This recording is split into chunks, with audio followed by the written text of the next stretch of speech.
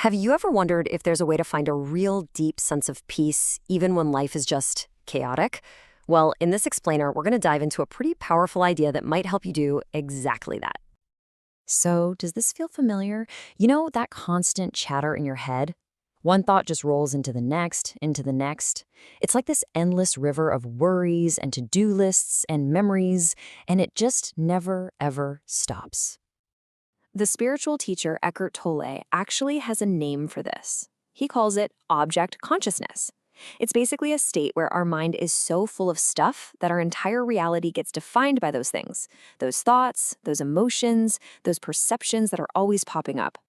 And you can really see the difference here. On one side, you've got that cluttered state of object consciousness, and on the other, you have its total opposite, space consciousness. It's a huge shift from being lost in things like clutter and worry and ego to just, well, being. So let's explore what that journey actually looks like. All right, so first, let's really get a handle on what it means to be stuck in object consciousness. Because for a lot of us, this is just our default setting, right? It's the water we swim in every single day, and we don't even know we're wet. When you're in this state, you're basically lost in all the noise. You get pulled into every single thought that comes along, and you start to identify with it, thinking, oh, that's me. That's who I am. And this gets to a really crucial point. We start to build this mental picture of ourselves, right? A collection of our thoughts, our beliefs, our history, and then we mistake that mental object for who we really are. And that, in a nutshell, is the ego. Okay, so if that's the problem, then what's the solution? This is where we get to the heart of the matter, discovering that inner space, the actual space between our thoughts. This is the big aha moment. It's about finding those little gaps, that stillness. You know, it's the difference between just looking at a flower and actually being aware of yourself as the one who is looking at the flower. That awareness of your own awareness, that's where a whole new dimension of life really begins. And here's the thing. This space isn't some empty void. It's described as this intensely alive piece. It's a kind of timeless, conscious presence that's always, always there, just hiding beneath all the surface noise of our day-to-day personality. So, the big question is, how do we actually find this inner space? Well, the first tool is learning how to cultivate what's called the observing presence. This is really just another name for that inner space we've been talking about. It's the part of you that can kind of step back and just watch the whole show, the anger, the joy, the sadness, without getting completely swept away by it all. And the key thing here is that this presence doesn't judge, it just sees. I love this quote from Oprah because it just makes it so clear. Even when you're in the middle of totally losing your cool, that little part of you that can think, wow, I am really acting like a fool right now, that is the observer. That little moment of recognition is the sanity that's watching the insanity. Or imagine this, a parent who's really angry, but in that split second before they react, they have the thought, I'm too angry to deal with this right now. That moment of knowing, that pause, that is the inner space. Without it, you don't just feel anger, you literally become the anger. All right, now for another really powerful tool for finding this space, and this one is illustrated perfectly by an ancient story. So the story goes, there was this king who was just on a constant emotional roller coaster. One minute he's on top of the world, the next he's in total despair.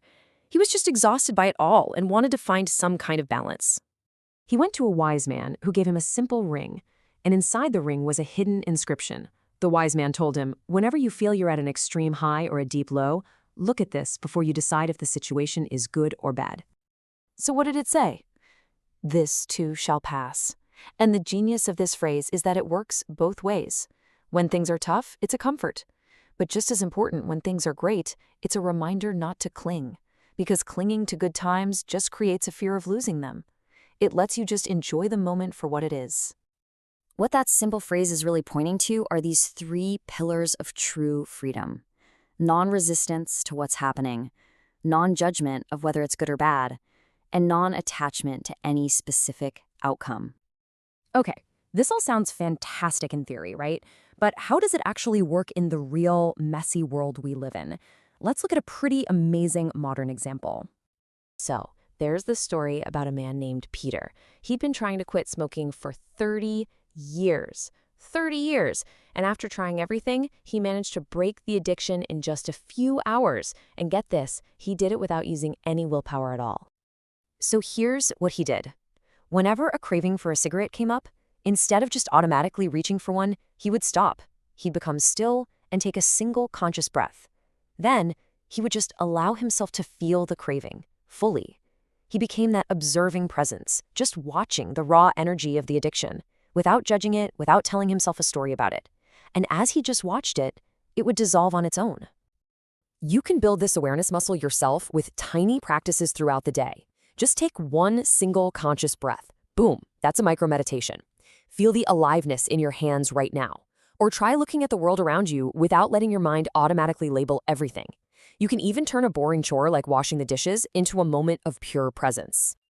When you boil it all down, this is the entire journey. It's about that incredible shift from being lost in the voice in your head to realizing you are the awareness that hears the voice. You are the space where your whole life happens. So let's leave you with this to think about. What if this became your main focus? Not just being aware of what you're thinking or doing, but being aware of awareness itself. What in your life do you think might change?